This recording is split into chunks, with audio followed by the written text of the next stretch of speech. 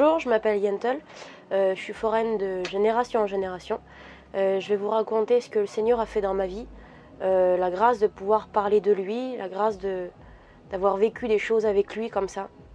Alors moi, ça a commencé il y a quelques années, j'ai 26 ans, je vous parle de ça il y a 8-9 ans. Ouais. Mon père était à l'hôpital, il est parti près du Seigneur.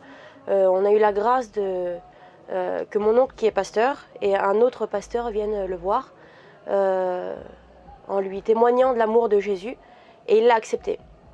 Et moi, dans mon inconscience, dans mon insouciance, j'ai même pas prié le Seigneur. Je le savais qu'il était vivant, mais je me rappelle déjà plus petite, je me vois en train de prier comme ça, toute petite.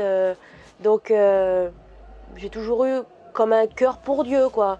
Mais par rapport à cette dure épreuve, j'ai pas prié Seigneur. J'ai pas pensé à le prier, quoi que ce soit.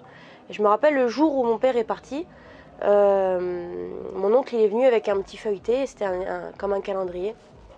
Et dessus, il y avait écrit le verset à partir d'aujourd'hui, c'est Jésus qui parle et qui dit: à partir d'aujourd'hui, je te prends avec moi au paradis.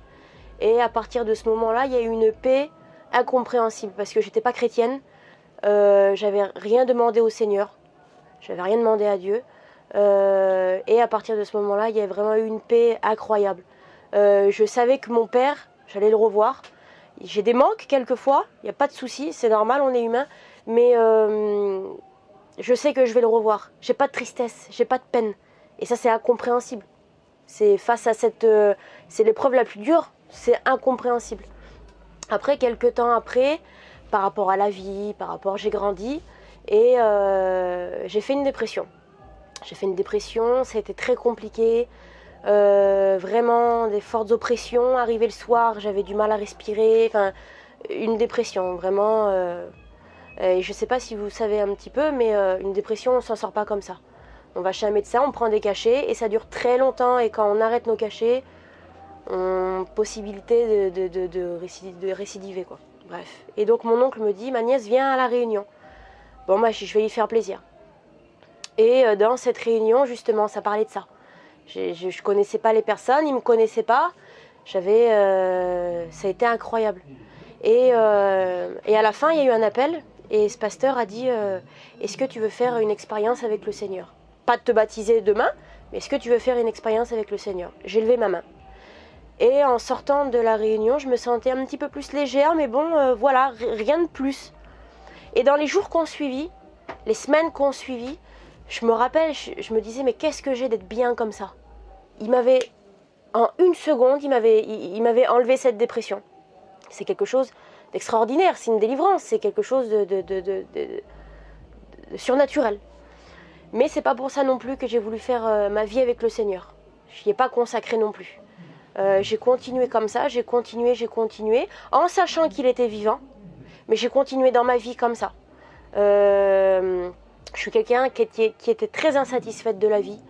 Je me rappelle, j'étais chez moi, toujours à me plaindre, toujours à essayer de chercher quelque chose pour combler ma vie, pour combler mon cœur. Je trouvais pas, alors je sortais ou quoi que ce soit, mais le lendemain, l'insatisfaction était encore là, il n'y avait rien qui a réussi à combler mon cœur, rien du tout. Les voyages ou quoi que ce soit, rien du tout. Et un jour, j'ai fait cette prière, je dis: Seigneur, c'est soit je vais à la réunion, soit tu me parles.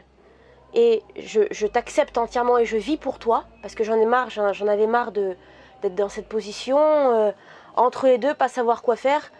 Ou alors c'est soit tu me parles pas, et puis je ne pense plus jamais à toi, et les quelques prières que je pouvais te faire de temps en temps, c'est terminé. Et j'étais à la réunion, et comme par hasard, bah, vous vous en doutez bien, il m'a parlé, il a parlé à mon cœur, il m'a comblé. J'ai vraiment fait ce demi-tour dans cette réunion-là. Ça a été... il m'a comblé, c'est inexplicable. Je pourrais pas vous l'expliquer, c'est vraiment quelque chose à vivre. Mon cœur a été comblé à 100%. Alors ça n'empêche pas qu'il y a des hauts, qu'il y a des bas. La pluie tombe sur le juste comme sur l'injuste, c'est normal, c'est la vie.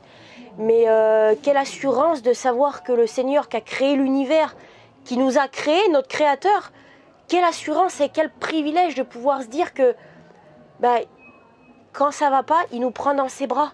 Quand ça va pas, il nous justifie. Quand on lui obéit, il nous justifie. Il est là dans notre vie.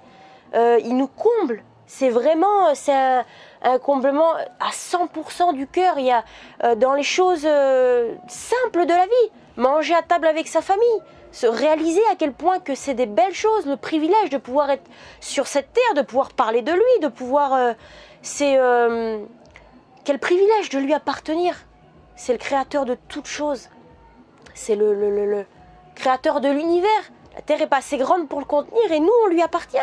Mon cœur lui appartient. Et en plus de ça, ça ne s'arrête pas sur cette terre. C'est que dans le ciel, il nous a préparé une place et que je vais revoir mes bien-aimés et que on sera éternellement avec lui. Et vraiment, si j'ai quelque chose à vous dire, c'est ne laissez pas passer cette occasion. Et faites une expérience avec lui, réalisez, priez-le, réalisez son amour, tout son amour. Parce que c'est ce qui comblera votre vie, c'est ce qui comblera votre cœur.